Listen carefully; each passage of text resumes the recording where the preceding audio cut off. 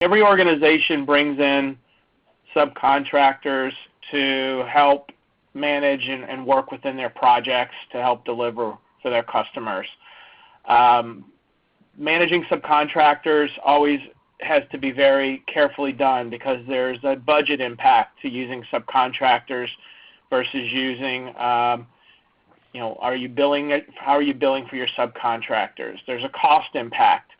What is the cost of your subcontractors with regards to how does that impact project profitability?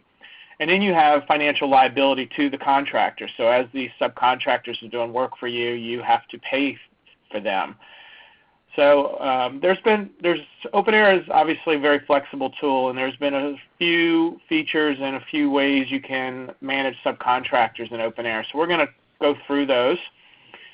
And then we'll jump into the system. I'll demonstrate a few of the items as it makes sense to do so. So what we've seen as we work with customers, as we've seen there's really three basic approaches. Then we'll talk in detail about each one. The first approach we've seen is where you use expense reports to manage subcontractors. So this is an interesting creative approach, and we'll go into detail about what that would look like. A more popular approach is using the purchasing module. Some of you may or may not have the purchasing module. OpenAir does have a purchasing module for managing your vendor POs, so it's an alternative way to manage, and we'll talk about the pros and cons of each approach. Lastly, I think I see this most common, but this is managing subcontractors through timesheets. So we'll talk about the pros and cons of this approach as well. Obviously, one of the cons of this approach is you have to be careful of the cost in getting access into OpenAir. You can use more than one of these approaches. It's not a situation where you can say, if I use this one, I can't use the other one. There's some gotchas we'll go through towards the end of this presentation about, when you combine approaches, making sure you are not overcomplicating your environment and also duplicating data. So what does it look like if you're going to use an expense item approach? So basically you are using the expense module, which makes sense, and you're creating an expense item called subcontractor expenses. So a OpenAir administrator or someone in the finance group would then go in and create an expense report, generate. Within that expense report, you would pick your subcontractor expense item. You could add a custom field to that receipt to be able to store which vendor you are receiving, you've received the vendor invoice for and want to get this cost into OpenAir. And entering the amount of the vendor cost against the receipt as well as against the project. So basically what this approach does is it allows you to add cost via the expense report to your project. So if you're doing a cost analysis of your projects, you can then, you'll have that cost as a factor. And also be able to report on, using a custom field, be able to report on vendor information regarding that cost. Also, if you choose to bill that as a pass-through or some sort of a marked up, you can then bill those expense report receipts back to create a charge that can then be put on an expense on an invoice to your customer. So what's the pros of this approach? You are getting your costs of your vendors against the project. So obviously at the end of the day, for those of you that are looking at profitability of projects, that's key. It is the simplest way. Everyone generally has access to the expense module using it for your internal customers, your internal employees rather. So using it to also manage expense costs is the simplest method of doing so. You don't require any licensing, so that's another benefit. There's no cost associated with this approach. It does allow you to do some limited vendor-based reporting, so using detailed reports around receipts potentially, or doing some sort of limited summary reporting. You can actually see dollars and vendors in reports. What is the con of this approach? Well, for those of you that are familiar with billing rules, when you bill back an expense through an expense billing rule, it looks like an expense, not a charge. So you could have some challenges with the way it appears on the invoice. You could also, the actual person who it's associated to is the person creating it. So this could be a project administrator or a finance person, which may not be something that you want to show up on your invoice. So if you are using the rebilling component of this, this approach might be a challenge with regards to invoice layouts. If you're doing forecasting to forecast cost or expected invoicing or expected revenue, you can obviously forecast expenses.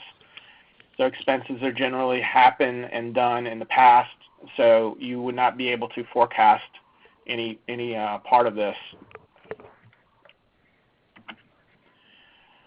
And there's no opportunity for cost accrual. What do I mean by cost accrual is, if you hire a contractor who says, we're going to spend this amount, they're going to charge you this amount of money for this amount of work, and then you get an invoice that's less because they haven't completed it, there's no way to go in and say, okay, well, we received this much, but we still are waiting to receive the rest, so we need to accrue that additional cost in the future. This approach does not allow any sort of easy cost accrual without doing it in a manual fashion outside the system. So I have a lot of customers that do cost accrual for vendors because they want to make sure that they capture all the costs in the month the work is done, even though they haven't received the full invoicing from the customer. Purchase item approach. So this is, for those of you, there's a purchasing module. Again, some of you may or may not have a purchasing module. So if you're interested in this, you'd have to get with your account manager at OpenAir to determine whether you can get access to the purchasing module. But within the purchasing module, you could basically have a product called Subcontractors. Or you could have, multiple products. So you don't have to limit it to just a single product. You could have multiple products based on the different things subcontractors provide to you. You could use purchase requests. So purchase requests is a feature within the purchasing module. So what it was designed to do is allow, say, a project manager to go in and create a purchase request. It says, hey, I need a contractor for this amount to do this for this project, and I expect it's going to cost us X. And then from there, your purchase request can get approved. From there, you can convert purchase requests to vendor POs, and off you go. So as we mentioned, approved request items turn into purchase items within a PO. And then, again, you can use PO numbering in OpenAir to, request items from your vendors. And then you can coordinate when you receive the invoice. You can coordinate and going into the vendor PO in OpenAir, and you can do what's called a fulfillment. So what a fulfillment in OpenAir does is it basically says, okay, we have a PO for $10,000. We received an invoice from our vendor for $8,000. We're going to fulfill $8,000 of that PO, and we know we have $2,000 left. So when you're doing a cost analysis, in that example, your cost would actually be $8,000 against that project for that period. And you have $2,000 outstanding, so you have that cost accrual opportunity in OpenAir. And then you also have the opportunity to rebill. So when you have a purchase through, you have your $8,000 of your 10, you can then go in and rebill those at $8,000 back to your customer, either as a pass-through or some sort of a marked up through a purchase billing rule.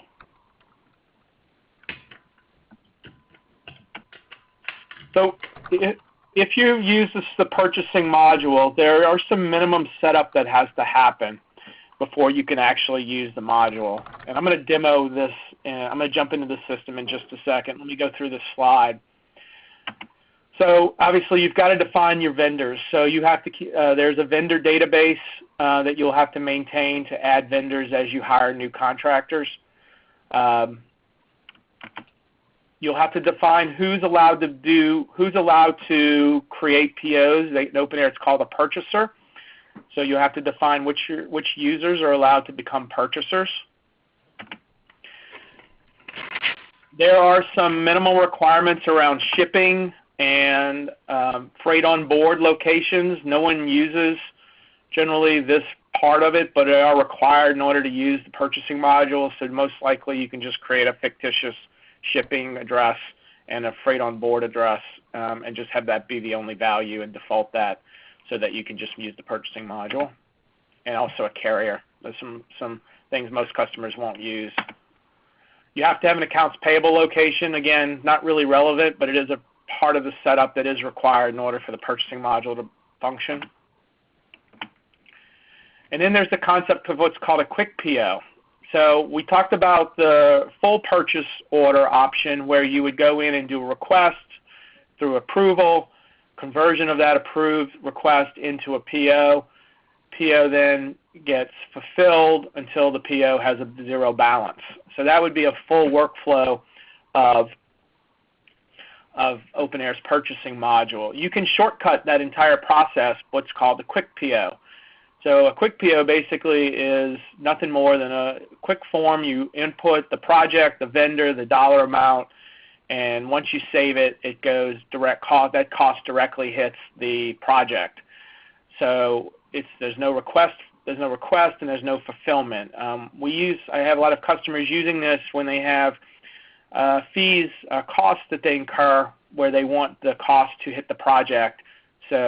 And potentially rebill those costs back to a customer. So if you have like legal fees or some other out-of-the-box fees that you want to be able to put on the project for both cost attribution as well as for potentially rebill to your customer, a quick PO is the quickest way. And also for those of you that you do any kind of integration manager work, if you're uploading costs into OpenAir, the quick PO is the quickest, fastest, easiest way to upload costs to your projects.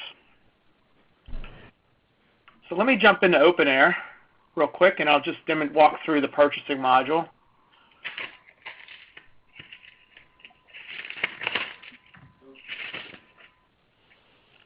I've logged into our Top Step sandbox here, and I'm going to drop into the purchasing module.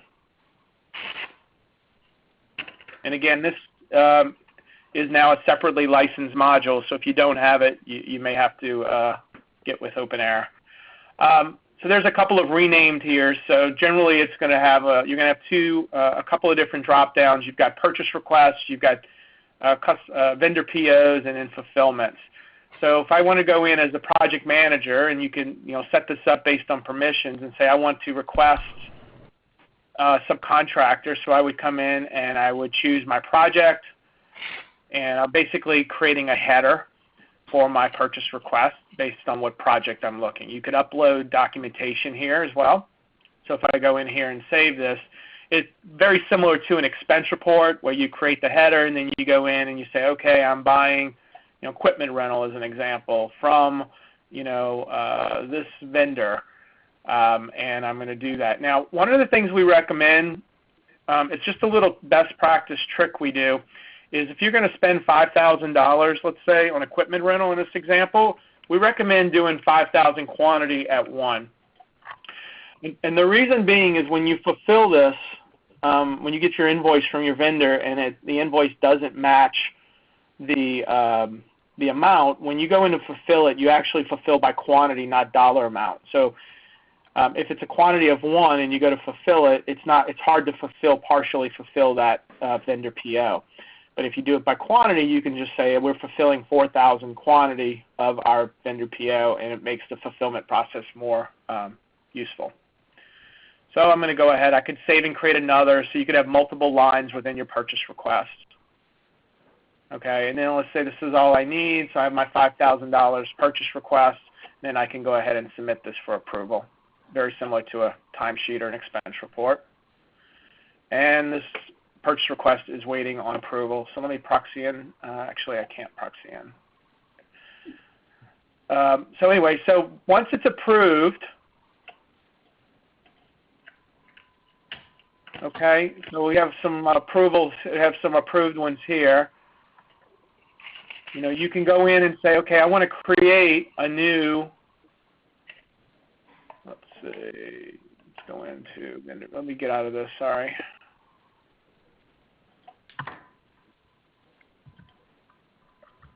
And of course, I don't have permission, so I apologize. But basically, you can go in and say, show me all the available approved purchase requests that are ready to go. And then you can go and select the vendor you want and then pick the purchase request, and then you basically create this PO. So here's a example of a PO that you can then generate. So if I go and view this PO, so here's my PO. I can PDF this. I can send this to my customer, or to my vendor rather, and it tells me what I'm going to spend on this particular customer, vendor. So once you do that, then you would come in and you can look at any outstanding vendor POs. So basically anything that's not been fully fulfilled, and here's PO2, which has not been fully fulfilled. So I can come in now to PO2 and say that, you know, I have received the rest of my invoice, and I can go in and fulfill it. So by fulfilling it, basically I'm applying cost to my project for reporting purposes. So I'm going to go back into my presentation. Oh, let me go back and show one more thing real quick, because it looks like I was able to do this. Let me go in and create what's called a quick PO. So we talked about what is a quick PO. Basically, it is a combination of a request and a PO all in one form, and a fulfillment. So I come in here, pick my project, pick my product. Manufacturer is an optional, another set of data. Most customers don't use this. They hide it, but you could use it. Pick my vendor, put in my quantity, my price. You could do it either way in this case, because we're not actually going to go through a fulfillment process, and then go ahead and save it. So what have I done now? I've gone in and I have assigned $5,000 against my project in the form of a quick PO. Okay.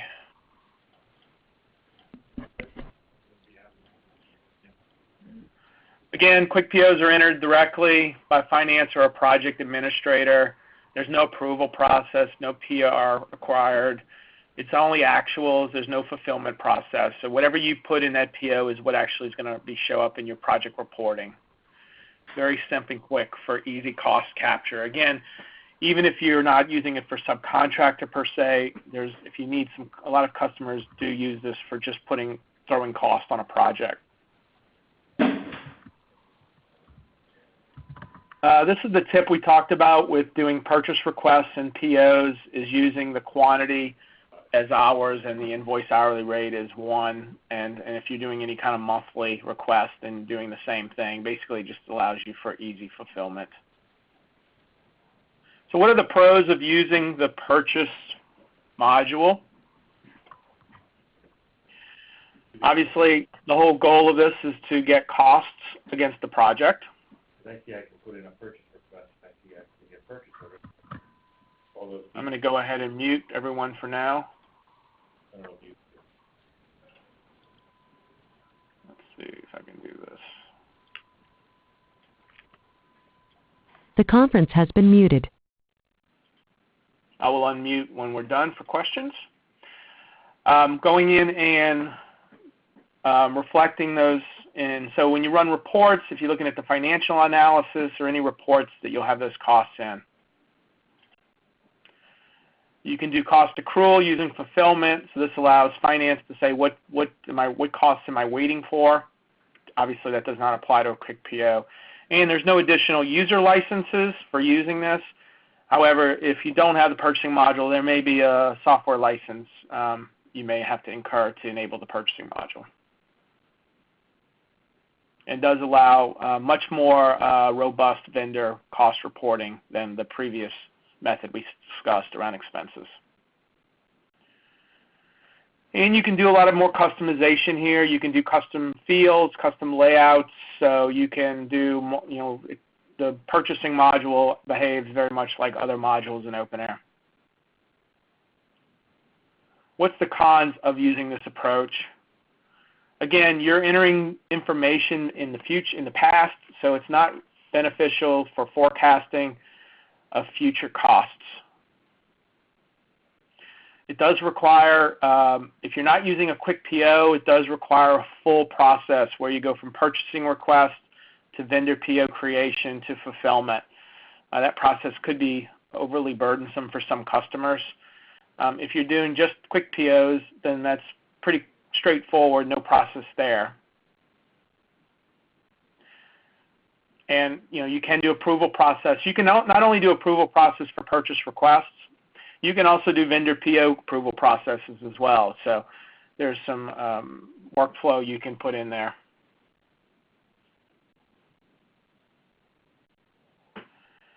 It does require fulfillment.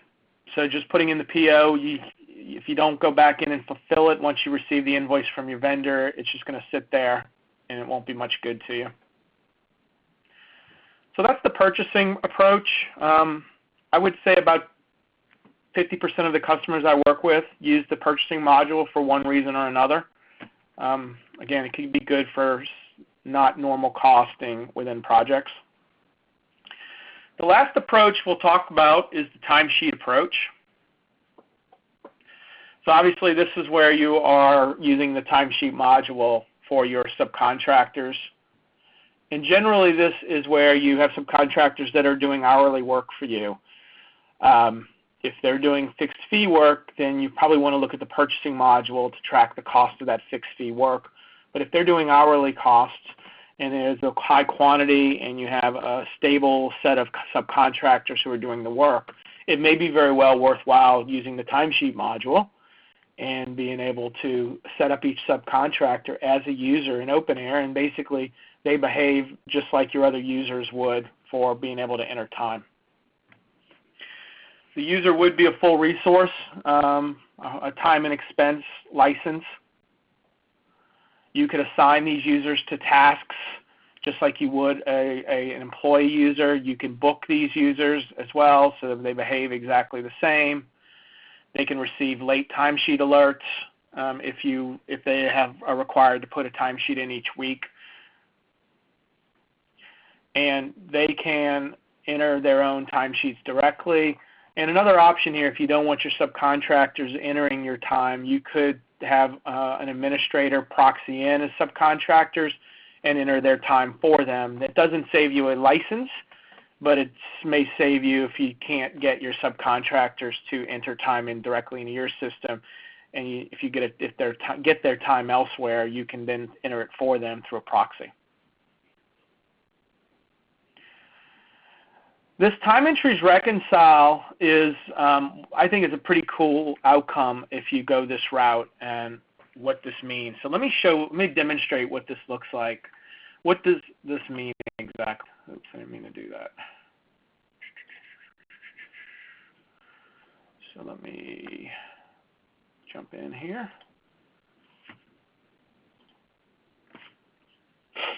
So I'm going to navigate into the timesheet module.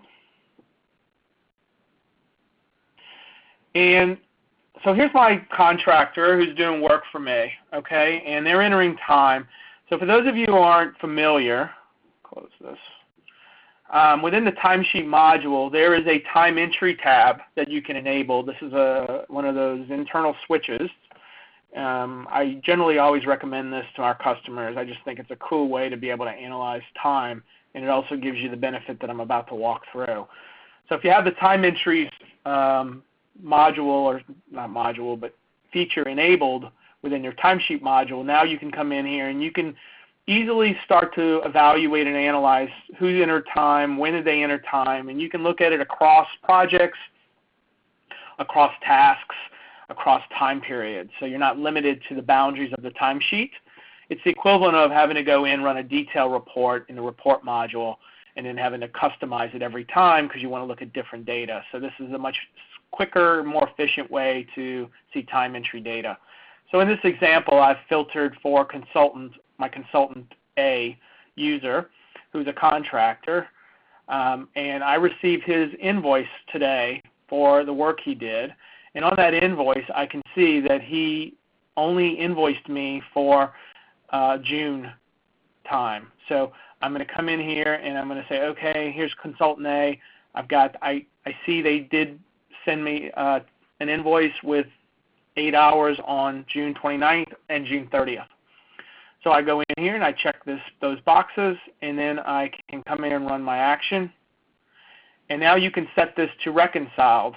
So I can come in here and say, yep, I've got the invoice, and I can put notes. So I got the vendor invoice, 1, 2, 3, 4. Oops.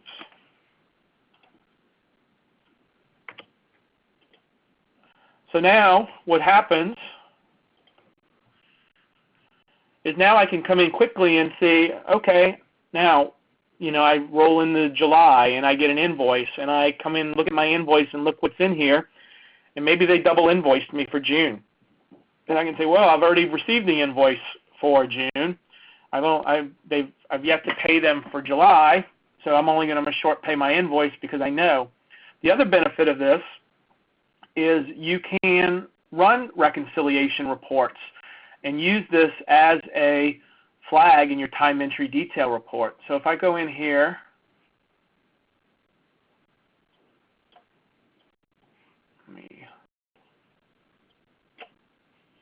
sorry.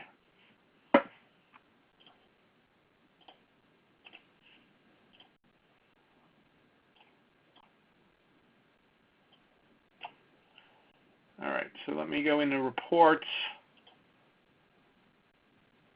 I'm having some issues with this, but you would go into a detail report and you would be able to then filter on show me anything that has not been marked as invoiced, which would then allow you to, and if you have costs stored, you can then run custom calculations or use the timesheet cost features and be able to say, okay, how much cost should I accrue for my contractors based on invoices that are still out there that I have not received. So that's a pretty cool function of a pretty cool way to use this feature. So let me go back into OpenAir, to the presentation rather.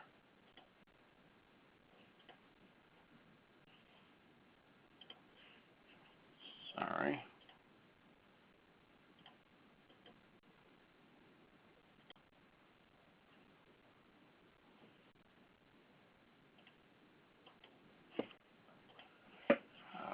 Okay, what's going on here? Tech difficulties, 1 second, please.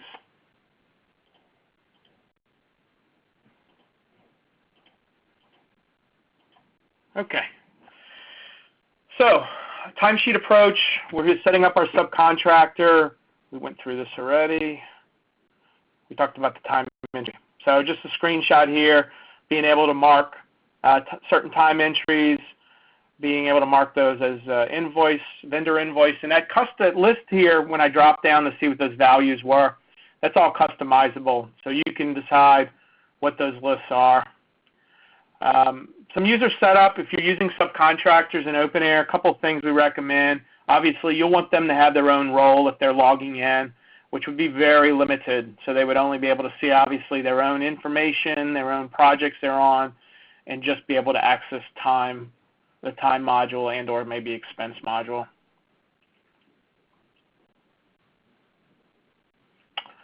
You want to be able to track what type of user, a user type or employee type in this example, so that you can report on specific users. So some approaches we've seen is where you could have a user type, where you can have employee active, employee inactive, and the benefit of that is being able to use this in reporting and being able to pull out certain certain categories in reports and utilization reports and other things. You would also want to maybe you could have a custom field, what vendor they belong to. So if you have subcontractors belonging to a master vendor, you could potentially want to store that information on the user form. The other thing we've seen really helpful is entity tags. So for those of you not familiar, you can enable user entity tags, and you can use those to track. So we'll get a lot common question of what happens when a contractor converts to an employee or employee becomes a contractor. How do I manage my historical information? Do I need a second user record, or can I do it within the same user record? So having this custom field is beneficial, but more beneficial in my opinion is using user entity tags, and because there's a date component to user entity tags. So you can have a start and end date of subcontractor, start and end date as an employee. And then when you're running utilization reports or other reports, you can have those dates be in effect and show data only when the person was one or the other. So within the expense report, we're putting in the costs. Within the purchasing, we're putting in the cost. Within the timesheet approach, we're putting in the time. So we need to be able to store our costs in OpenAir so that we do still get our profitability reporting correct. So obviously you can store a cost at the user record the same as you would an employee. So you can do a primary user cost, and there's the ability to have a secondary and tertiary. So most of you are aware you can store up to 3 costs, and you can have one of those costs representing your subcontractor's cost. So if you're paying your subcontractor $50 an hour, then you can go in and store that as their cost. We have a few customers where actually the subcontractor charges different rates depending on where they're working or what type of work they're doing. In that case, then having a single rate cost stored on the user wouldn't give you accurate reporting. So in that case, we recommend where you can override the cost at the project level.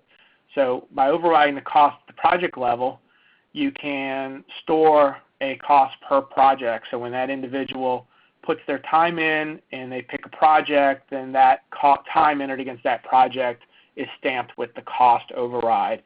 When they do other projects, and they're not an override, then they would just inherit their default cost. And so you would always want to use the current cost. When you're reporting in OpenAir, you have approved time, current cost, approved time, actual cost. So current cost would use an override, so that would give you a more accurate costing. So we've mentioned project level override. There's also task level override. I find this less popular, but if you had someone doing 2 different types of work on the same project and they were charging you different rates, you could actually store a cost override on it within a task, within multiple tasks within a project. So that one I don't find too many business cases for.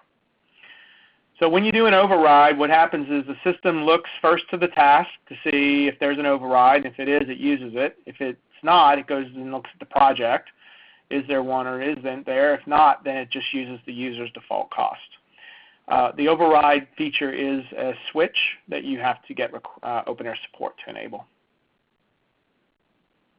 And all 3 costs, so if you have all 3 costs enabled in your account, all 3 are available for override, not just the primary. So what are the pros of using the timesheet approach? You get your accurate costs, again, under the assumption that the costs are computed hourly. You can, as costs change, you have the ability to change costs either within the user's record. You can use start and end dates to change a user's cost, or with the cost override feature, you can get those costs as well. So you get those accurate costs. Timesheet cost shows up in all of the reporting capabilities in OpenAir as well as other views. So getting the cost of timesheets is a pretty easy data to report on.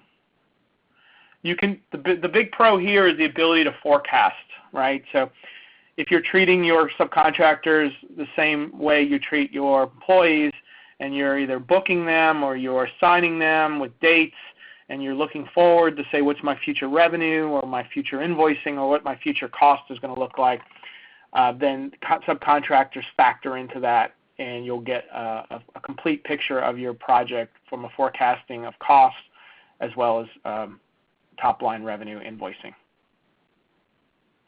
You can use that time entry detail report for cost accrual, which I think is a pretty cool approach to managing subcontractors.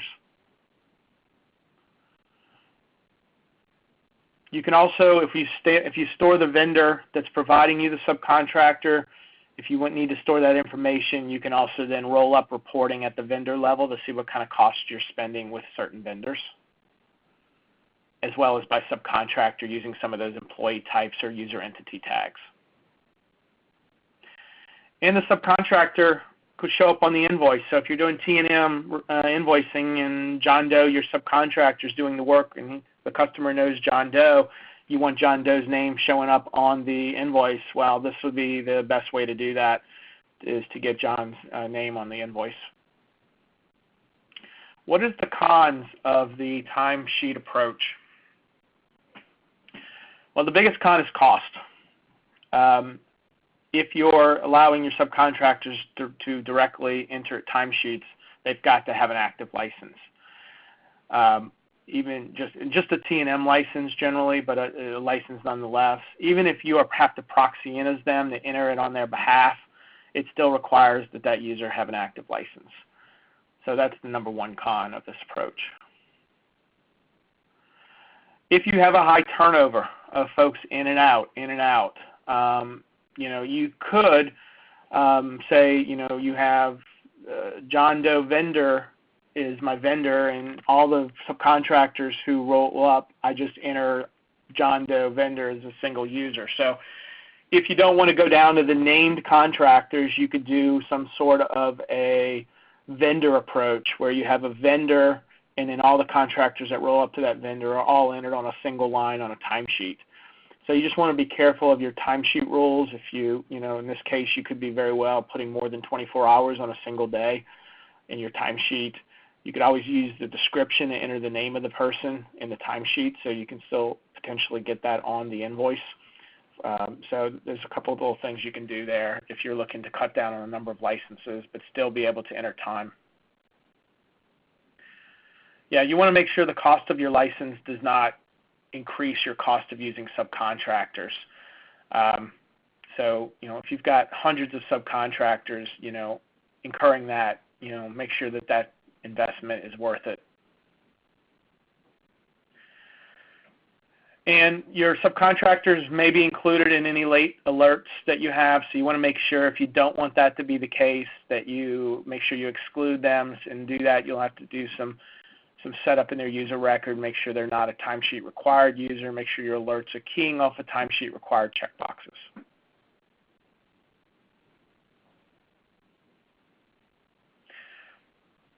So what I've seen where customers combine these two approaches, I've seen customers combine timesheet approach and the purchase approach, using them for a couple of different reasons, where you use the timesheet approach for your subcontractors doing hourly work, and you use the purchasing module for your fixed price contractors. So if you've bidded out work and a vendor has come back and bid a fixed price, and you don't care how many hours it takes, in fact, you don't really want to know how many hours it takes because you're not going to bill based on that, then timesheet approach won't work for you.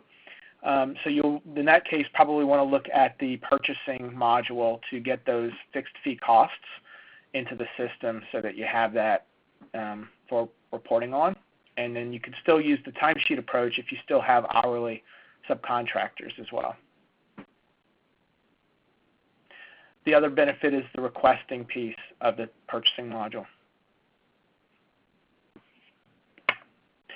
You want to make sure you're not duplicating costs. So if you're using two approaches, then make sure your cost is clearly identified as coming from one approach or the other, and that you're not doubling up your costs.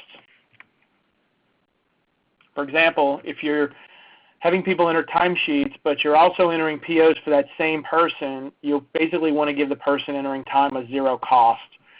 So that way you don't inherit the cost from the time entry, but instead you get the cost from the vendor PO.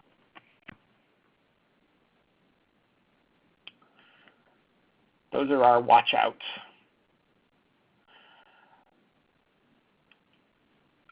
This, again, the expense approach is not a very common approach we run into. It is a possibility. Again, combining, making sure you don't have double costs going on is a key, same as it was for the previous discussion. You want to identify whether it's a timesheet vendor versus an expense vendor. This could be a time-based versus a fixed fee.